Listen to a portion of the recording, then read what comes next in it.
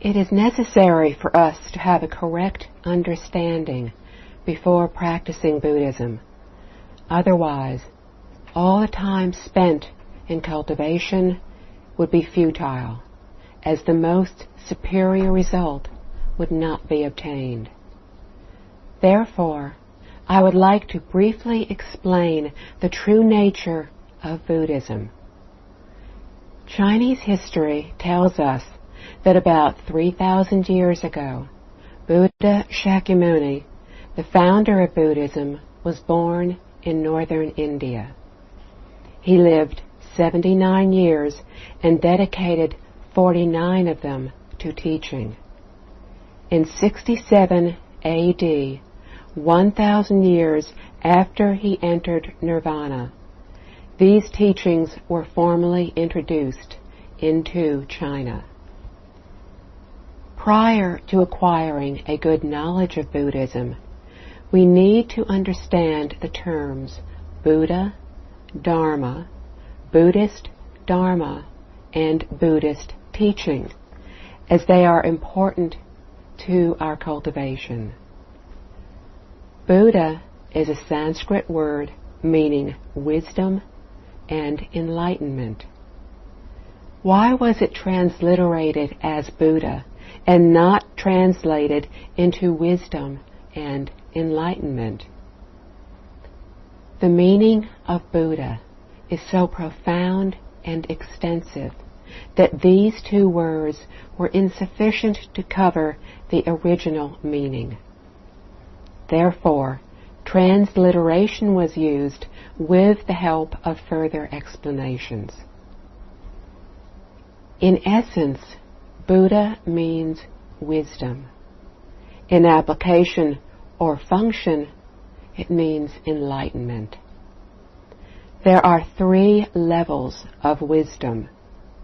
First, general and all knowledge wisdom is the correct understanding of the noumena or the essence. It is the wisdom of knowing the general aspect of all existences, the wisdom of Theravada sages. Second, differentiation wisdom is the wisdom that can correctly comprehend all of the infinite phenomena of the universe, the wisdom of knowing the discriminative aspect of all existences, the wisdom of the Bodhisattvas. How did these phenomena arise? From where? In what way? What were their results?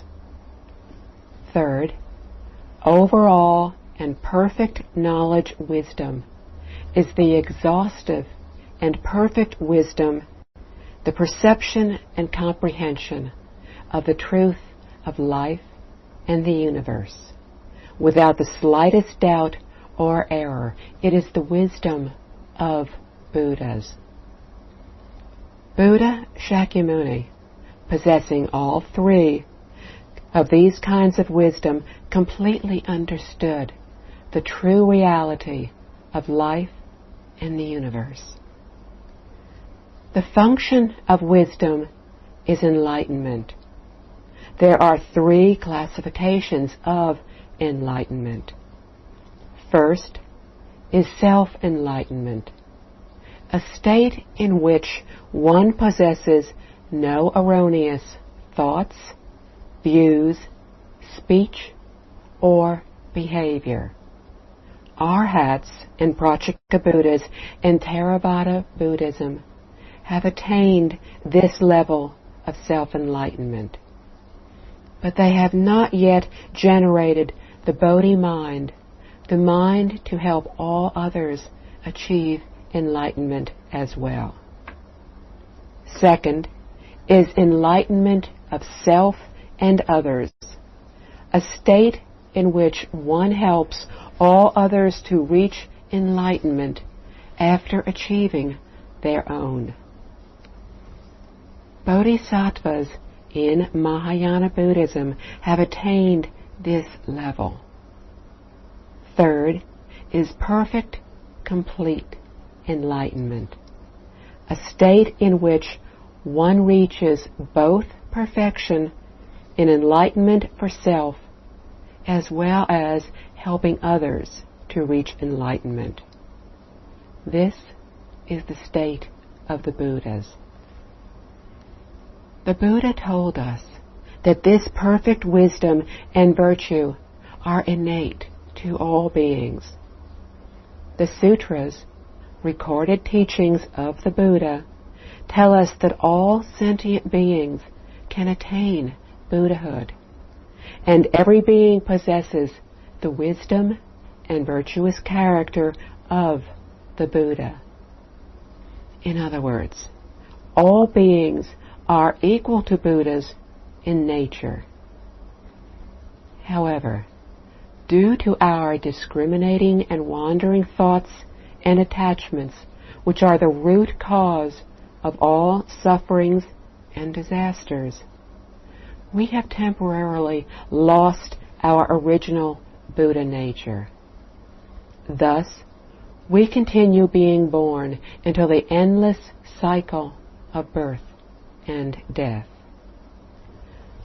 The more we rid ourselves of these wandering thoughts and attachments, the more we will experience freedom from suffering, and the more wisdom and enlightenment we will uncover. Once we completely free ourselves from discriminating and wandering thoughts and attachments, our fixations to certain ideas or objects, we will regain our lost Buddhahood, our original perfect enlightened self, our original self-nature Buddha.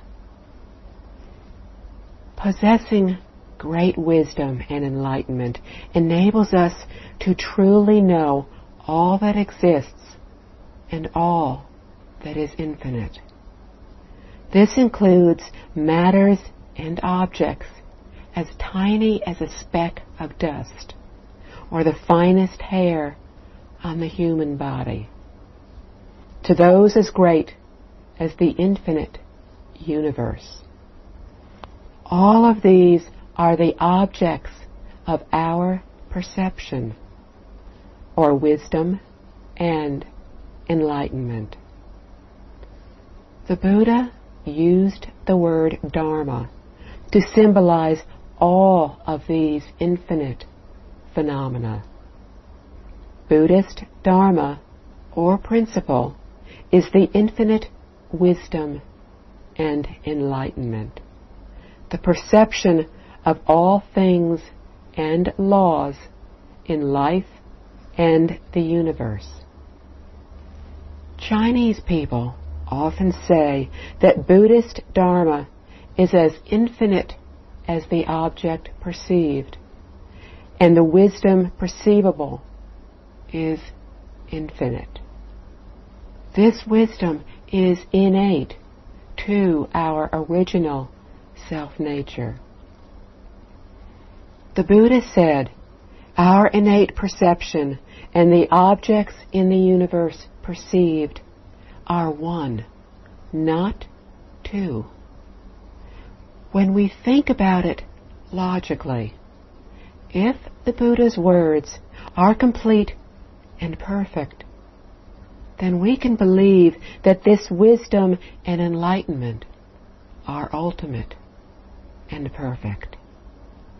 However, if perceived and perceivable are opposites, then wisdom can hardly be complete and perfect, but rather it is limited.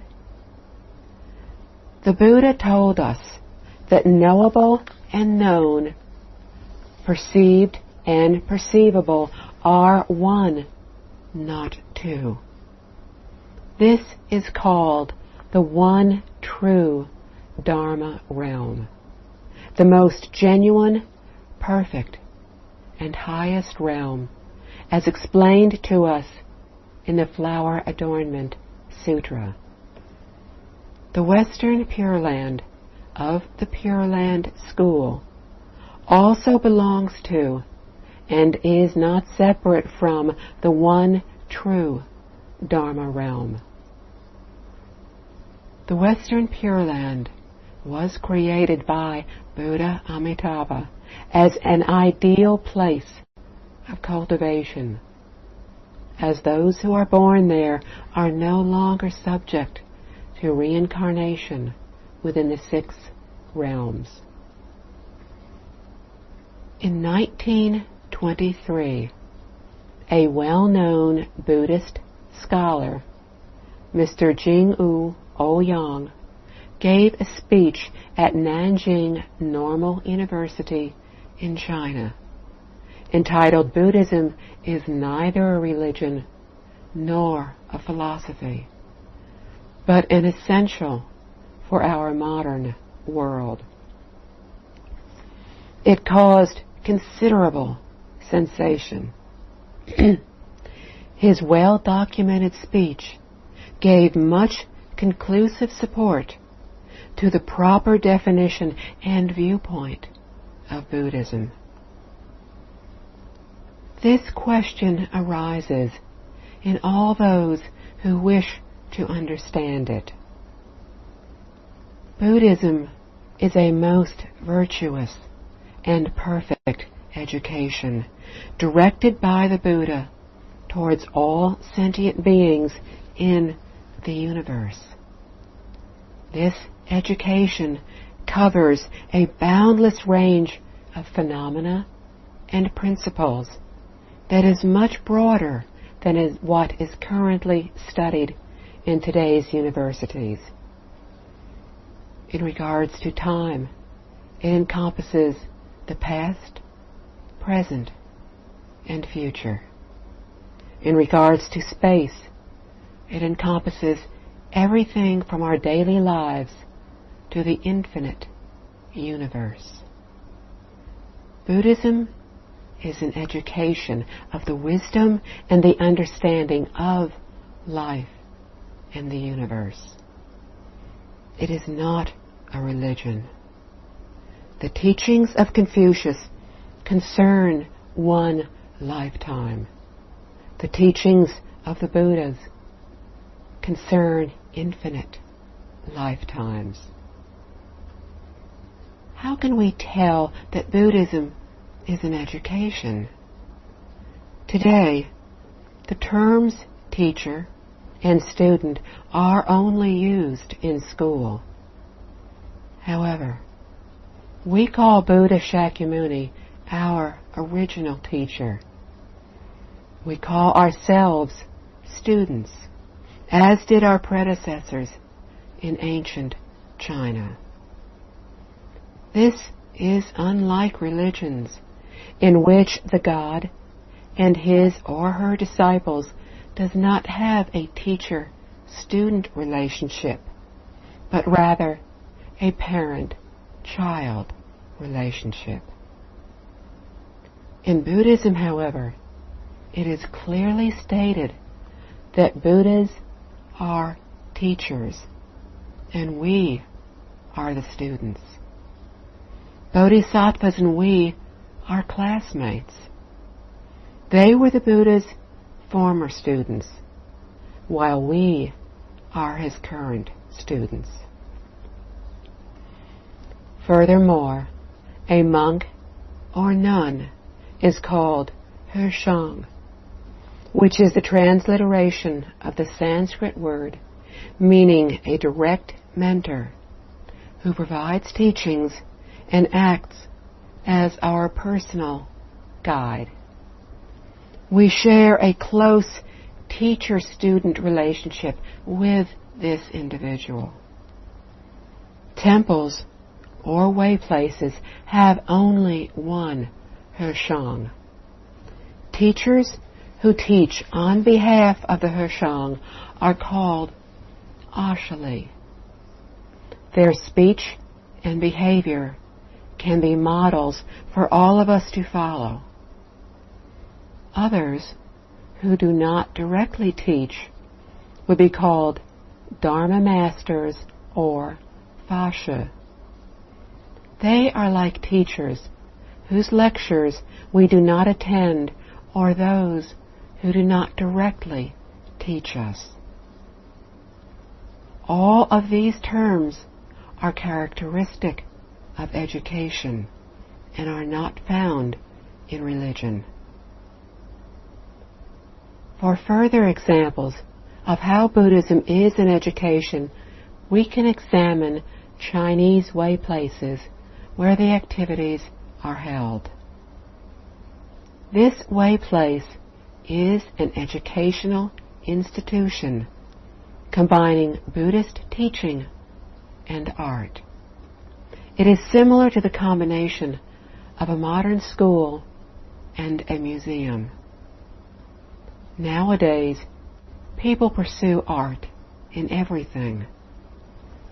Buddhism, however, practiced artistic teaching as early as 3,000 years ago. The staff organization of the way place further illustrates the similarities to modern schools.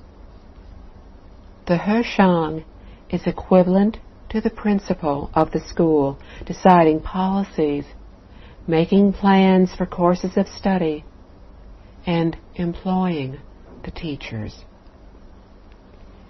Reporting to the Heshang are 3 associates or program executives.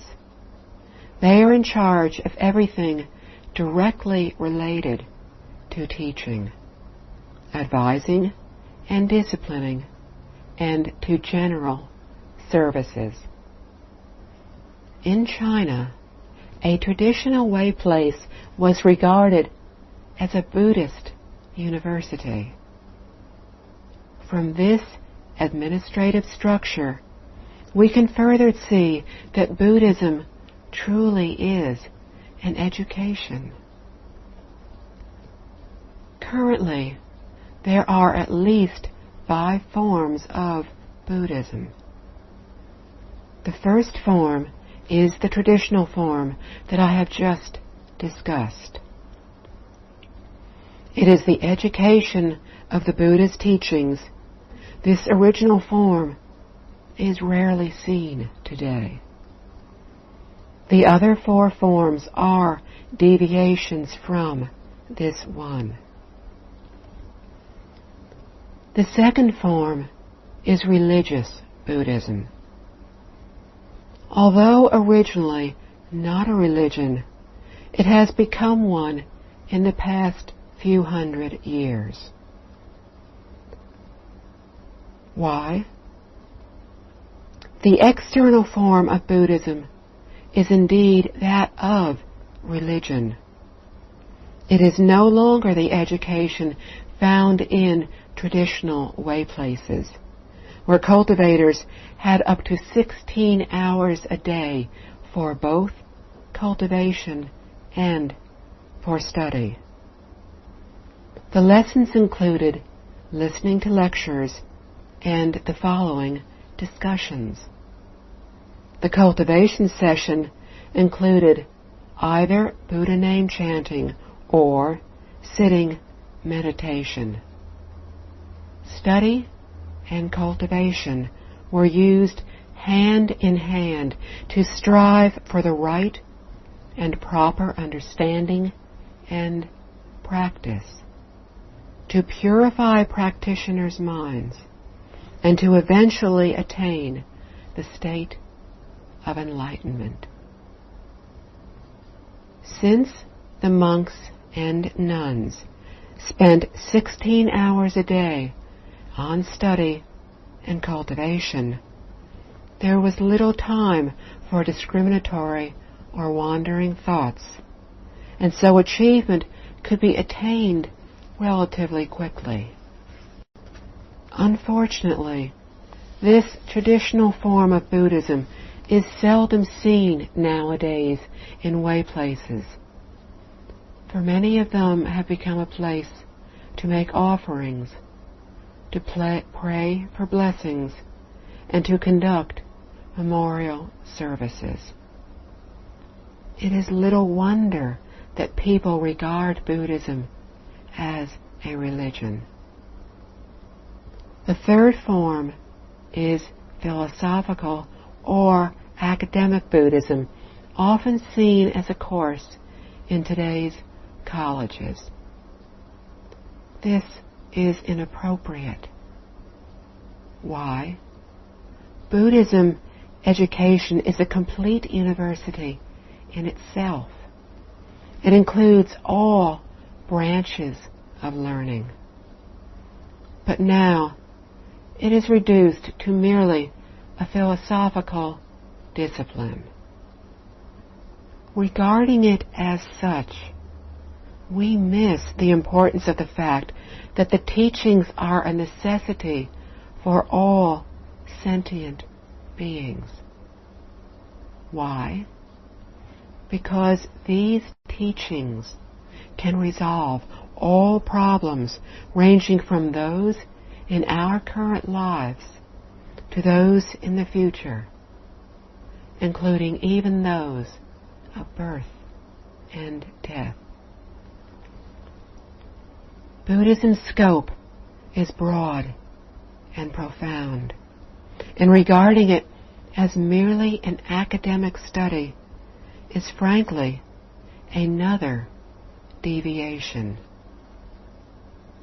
These two forms cause no serious harm to society. Religions try to encourage people to do good. Philosophy strives to pursue truth and to gain knowledge. The fourth and most recent deviation in Buddhism is as a show. It consists of a few hours of music and singing, with a short talk in between. However, the fifth form is a deviation that has gone too far. That is the one of the distortion of Buddhism into a cult. This deviated form has appeared in the last 30 to 40 years. The exploitation of Buddhism by evil cults has gone too far. In the name of Buddhism, they take advantage of the weaknesses of human nature, creating chaos by cheating and misleading people, endangering the safety of the public. Some of their propaganda and deeds can sound extremely enticing and appealing. However, if we join their activities, which are doomed to ruin, by the time we realize our mistake, the damage will have already been done. It will then be too late for regret. Therefore, we need to choose wisely which form to practice in order to receive Buddhism's true benefits. What is the ultimate goal of the Buddha's teachings? It is to attain the perfect, complete enlightenment. Transliterated from Sanskrit, it is Anuttara Samyak Sambodhi. Out of respect, this phrase was maintained in its original form rather than being translated. There are 3 stages within this enlightenment: proper enlightenment, equal and proper enlightenment, and perfect, complete enlightenment. The Buddha told us that scientists, philosophers, and religious scholars may have reached a good understanding about life and the universe. But this realization is neither complete nor perfect. Why? Although they have obtained some understanding, they are far from having freedom from anxiety. They are far from ending their afflictions. They indulge themselves in the 5 poisons of greed, anger, ignorance, arrogance, and doubt.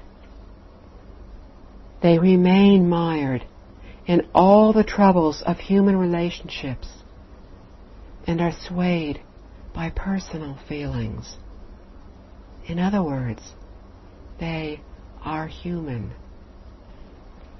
If a person has severed greed, anger, ignorance, arrogance, and doubt, and afflictions, the Buddha will acknowledge this person as having attained the first level, that of proper enlightenment.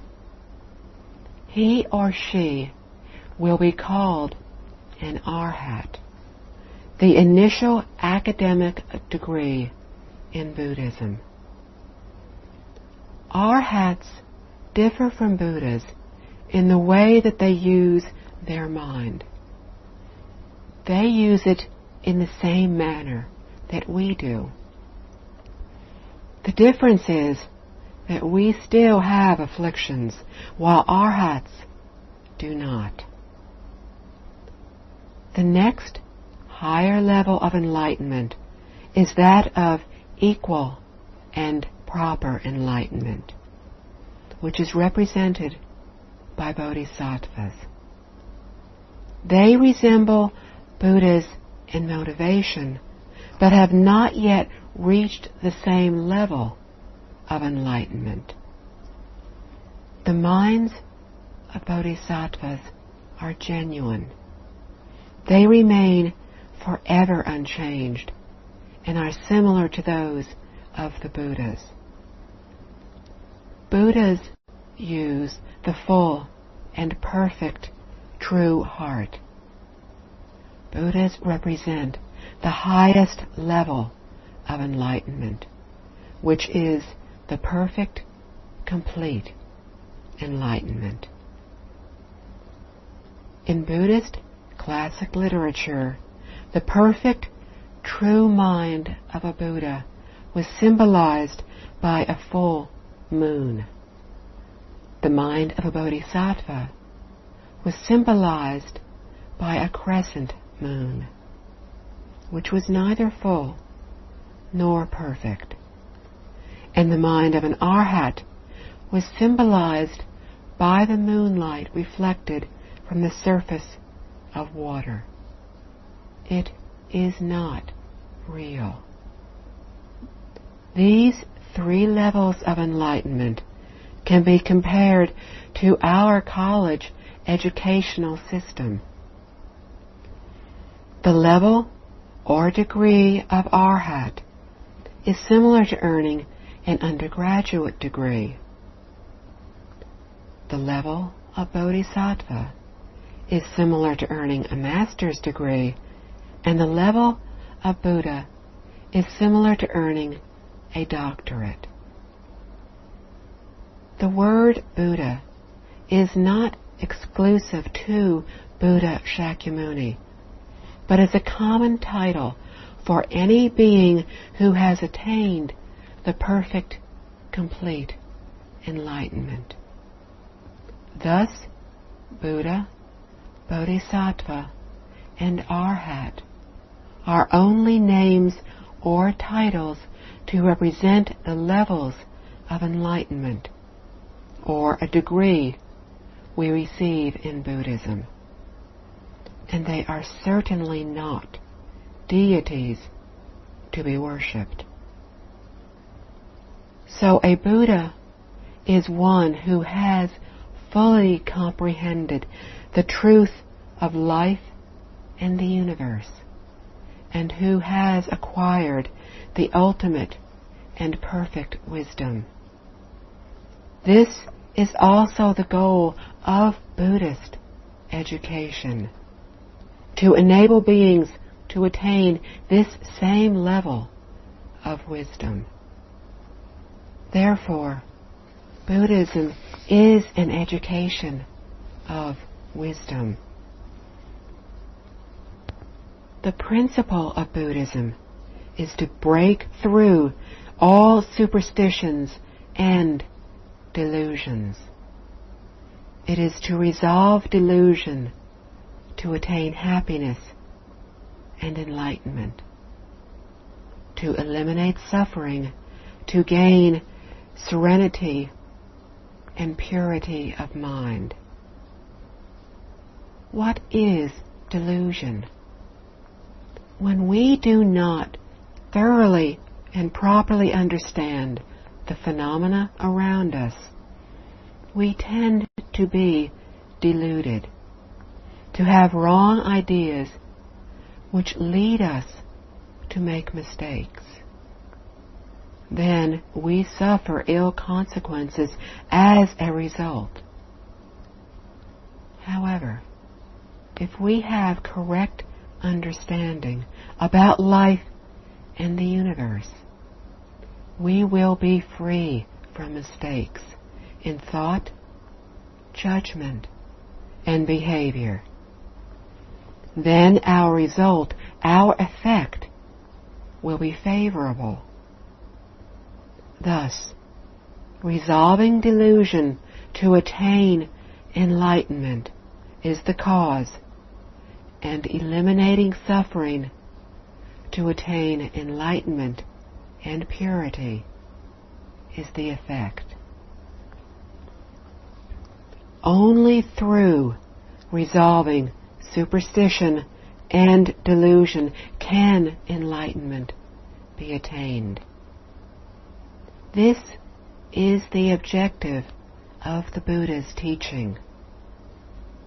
This wisdom will enable all beings to differentiate true from false, proper from improper, right from wrong, and good from bad. It can help us to establish a dynamic and caring attitude toward life and our surroundings. So we can clearly see that Buddhism is neither passive nor obsolete, nor is it retreating from society. As said in the Buddha Speaks of the Infinite Life Sutra of adornment, purity, equality, and enlightenment of the Mahayana school, or the Infinite Life Sutra, Buddhism can perfectly solve all afflictions and problems.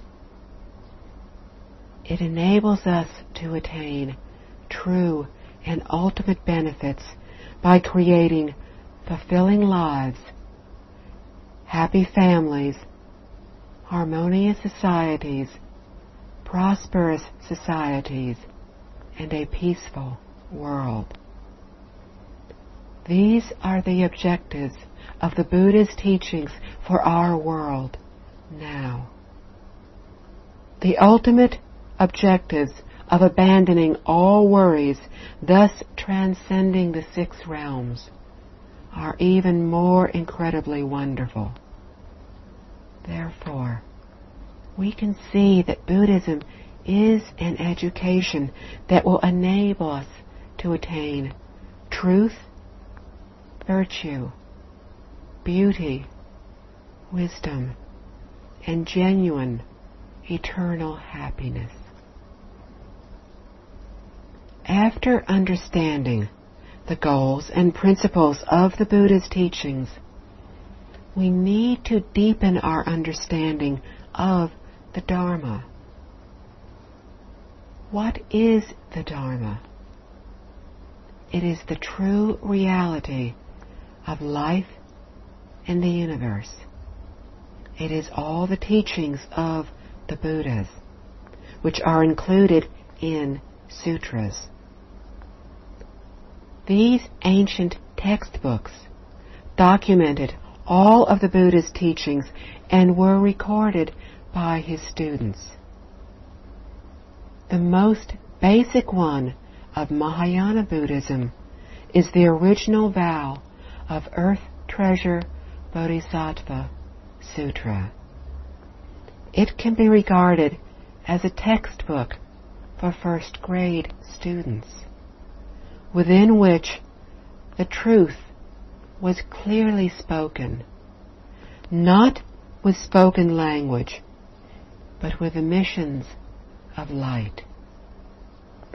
This sutra, as told by Buddha Shakyamuni, begins with his emitting infinite bright lights, called the Great Perfection Brightness Cloud, the Great Compassion Brightness Cloud, the Great Wisdom Brightness Cloud, the Great Prajna Brightness Cloud, the Great Samadhi Brightness Cloud, the Great Auspicious Brightness Cloud, the Great Good Fortune Brightness Cloud, the Great Merit Brightness Cloud, the Great Refuge Brightness Cloud, and the Great Merit Brightness Cloud. Although 10 kinds are given, it does not mean that there are only 10. The number 10 is regarded as a symbol of perfection, a complete cycle symbolizing infinity. What is called perfection in the Earth Treasure Sutra is called infinity in the Infinite Life Sutra. Not only life can be infinite, but everything can be infinite. However, of all infinities, that of life is the most important. We may have boundless wealth and immeasurable good fortune, but how can we enjoy them if we do not have sufficient lifespans? Therefore, the Pure Land School uses infinite life to symbolize all infinities. In the Earth Treasure Sutra, the 10 brightness clouds represent this concept. One is all, and all is one, clearly explains the infinite cosmos and life. Upon what did the Buddha base his teachings of life and the universe? First is the Great Perfection Brightness Cloud. The Great Perfection of Tibetan Buddhism is the true self-nature in Chinese Buddhism. The true self-nature is great perfection. The following 9 clouds of compassion, wisdom, etc. are perfect. Everything is perfect. This great perfection is our own innate, true self-nature. It was from this initial point that the Buddha imparted the infinite teachings to us, thus revealing the true nature of all phenomena in the universe. Everything that the Buddha taught to us is innate. It is our original true self-nature that is within each of us. The purpose of his 49 years of teachings was to help us to learn how to live happy and fulfilling lives. This unique and complete education is for all sentient beings and is much more vast and extensive than that found in our modern educational system. People work hard every day. What drives them to get up early in the morning and work long hours before coming home? It is the pursuit of prestige and wealth, especially wealth. Would people continue to work if they could not receive money or some degree of prestige after having worked for a whole day? Of course not. Most would become listless and unwilling to work.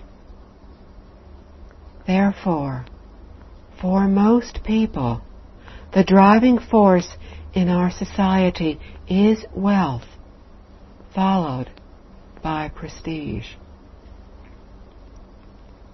Buddhas and Bodhisattvas desire neither wealth nor prestige, yet they work harder than we do.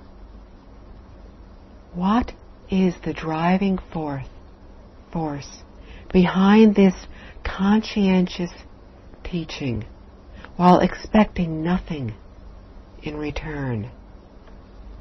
It is the second brightness cloud, the great compassion brightness cloud.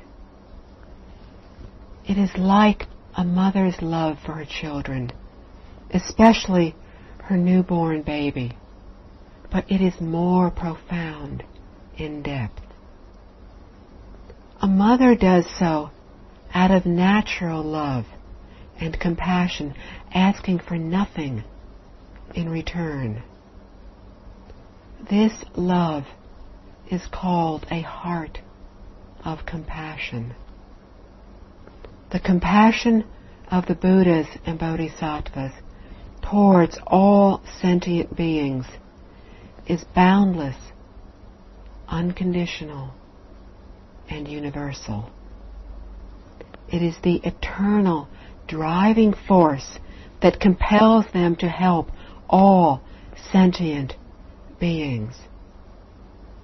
Therefore, the great compassion brightness cloud follows the great perfection brightness cloud. In order to teach others, we practice cultivation as well as encouraging others to do likewise. We do so to sincerely introduce Buddhism to other people. What is our driving force?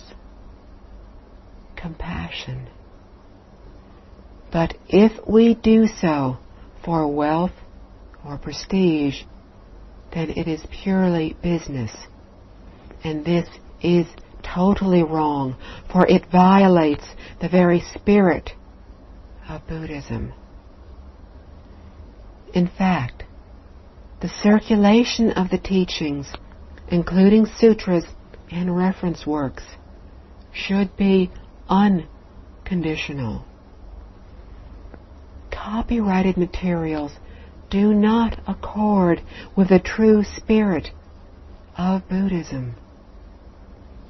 Every time I am presented with a Buddhist book, I first check for the copyright page. If it says this book is protected by copyright, any unauthorized printing of this book shall lead to punishment. I will not read the book. If asked, why I do not wish to read it, my answer is that any true and good knowledge should benefit others unconditionally, and that reprinting should be allowed. It would be a waste of time and energy to read such copyrighted books. Only the writings of those who are broad-minded and kind-hearted, and who sincerely practice what they teach, deserve to be read, to be studied.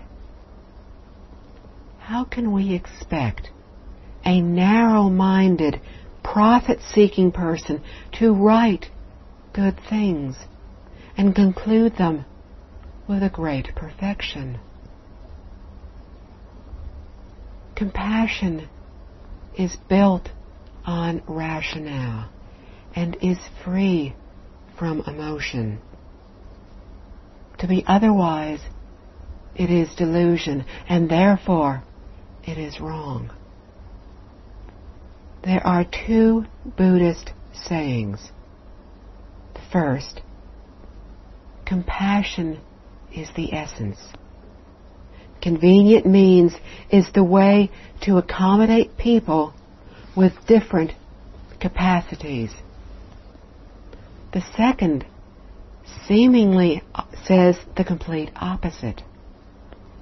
Compassion often incurs misfortune, and convenience often leads to immorality.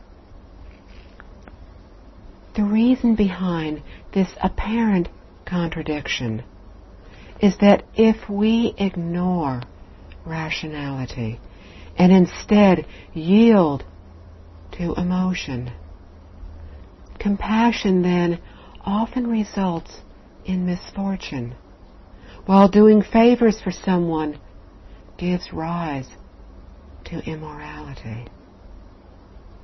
Hence, this is followed by the great wisdom brightness cloud, the third brightness cloud, the third of the 10 great perfections.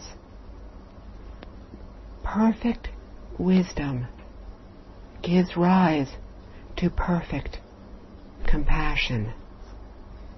Wisdom is the method of convenience. Only by wisely utilizing methods of wisdom and compassion can we help sentient beings be enlightened, be freed from suffering. The next brightness cloud is the great prajna, intuitive wisdom brightness cloud. What is the difference between intuitive wisdom and wisdom? The Great Wisdom Sutra states, prajna, innocence, knowing nothing. It is the intuitive wisdom without knowing, and yet knowing everything. Without knowing is intuitive wisdom. Knowing everything is wisdom.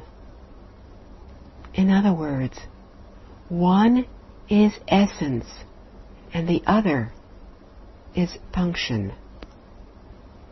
From a different perspective, wisdom is the knowledge of things and the realization of truth. Intuitive wisdom, our original wisdom, is that which can free people from afflictions and worries. Acquired wisdom is that which can interpret all phenomena in the universe. It arises from the original wisdom. if we cannot completely attain the great perfection of the universe, how can we teach about it to others? When worries are completely eradicated and ignorance dispelled, we can attain our own great perfection and restore our original ability. From that point on, we are in a state of total awareness and are capable of doing everything. We are omniscient and omnipotent. The brightness clouds of wisdom and intuitive wisdom contain profound meanings and are the perfect, complete wisdom. How do we attain wisdom? It is innate to our self-nature, but it is now covered. Where is it? The Buddha told us that it is not permanently lost, but just temporarily lost. When we reach enlightenment, we can uncover this wisdom. Then how can we free ourselves from delusion and recover our original ability? One method taught by Buddha Shakyamuni is deep concentration, which is also called Great Samadhi, brightness cloud. Samadhi is another transliteration from Sanskrit, meaning the proper enjoyment, which has the same meaning as deep concentration. Buddhism emphasizes cultivation or correcting our thoughts and behavior. It is to correct everything that arises from our body, mouth, and mind, the three karmas of erroneous behavior, speech, and thought. To correct these three karmas, we start from the mind. As the Zen school teaches, cultivation should start from the root. What is the root? It is the mind. If our mind is proper, then our thought, speech, and behavior will likewise be proper. In Buddhism, there are innumerable methods of practice. All of these methods are ways for concentration in our cultivation. Not only the Zen school emphasizes concentration in cultivation. All the schools do, although they may not use the term meditation. Pure Land Buddhism calls it one mind undisturbed, or purity of mind. Tibetan Buddhism explains it as the three mystic practices, the three karmas of body, mouth, and mind, corresponding to that of the Buddha. Used here, corresponding means concentration.